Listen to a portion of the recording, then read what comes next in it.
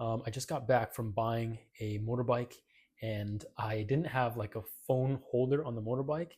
So, and I was too stubborn to like look at my phone, pull over and look at my phone. So I just like drove around. I was like, I'll figure it out. I ended up riding around for like 2 hours. I wasn't like strictly pressed about getting home. I was just kind of wanted to like let the nerves wear off, because truly it was quite frightening to like ride the motorbike. Riding the motorbike is fine. I've ridden 10,000 miles on a motorbike, but here was the first time in Asia, in Vietnam especially, riding, and it was it's definitely pretty chill. People aren't going that fast, and that's the main thing, right? In America, people are definitely going fast, like twice as fast, like at least even in little towns and stuff like that. People are still going about twice as fast.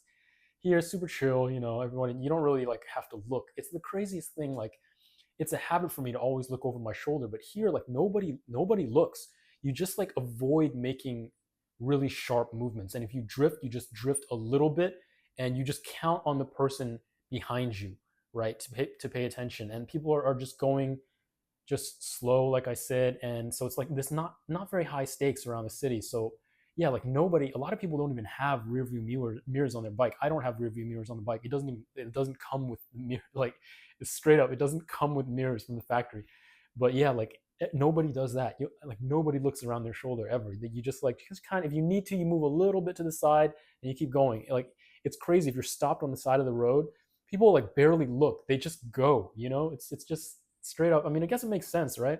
You're not going too fast. You just have faith in people behind you paying attention. And even if something happens, it's not fast enough where just, squeezing the brake a little bit is not, it's just going to like avoid, for the most part. So pretty chill, but still quite scary. Let's do a little walk around. This fridge, I mean, it's a little baby fridge, and I just will have it for water. And I have nothing in the freezer. I don't know. I should probably put something in the freezer.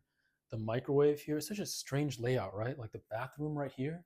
And then you like walk over here. And then if you want, you can like cook something on the stove. And then if you need to cut something, this is where you have to cut it, like right here. You can have like a baby cutting board right here and just do your thing. And then in the sink, try not to make a mess because it's not sealed, and it like looks super janky, like prison. Looks like prison or something. Yeah, and then if you need to grab something from the fridge, like some vegetables, you just gotta walk over here. Just gotta bend down a little bit because it's low. Pull something from the fridge. If you want to microwave something, you gotta go up here, put it in there. Walk it all the way back here. Chop it up. You like, do I don't know. It's just like not. It's not built for cooking. But you can just like keep an eye on your laundry while you're out here cooking, and then you got the river behind you. You can let everyone see what you're doing back there. Can't really see because of the glare.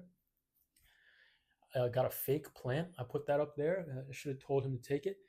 The cleaning lady came, and I told her to mop, or I asked her to mop and vacuum.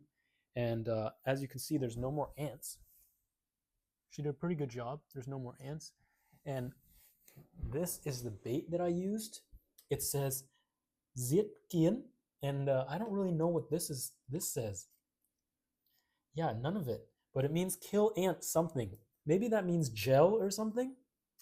But anyways, I put it out, and they were swarming, and then they were all dead this morning, and I haven't seen a single ant since. And I think for now the battle is over. If I see some more, I'll put some more bait right there, and then they will truly be screwed. There was also a mattress topper on the bed, and I was like, hey, the bed is too soft. Can I buy my own mattress? And he was like, let's just try to take the topper off and see if it's better. And it's much better. And it's creaky. It's a little creaky. Yeah, I got my little cat friend over there. And then this switch, actually, you have to turn it on to activate the water heater. But even then, I haven't had really hot water yet. Going in, this is just a wet bathroom, so like the floor is wet. So if you want to re-enter the bathroom after you take a shower, you just have to get your feet a little wet. It's just like, and this sink is so janky. If I like put pressure on it, I could literally break this off. Like, that is so crazy. And this, I talked about this yesterday. This is not even like brushed steel or aluminum. It's just like painted or something. You can see it chipping. Like, what the hell? What the hell?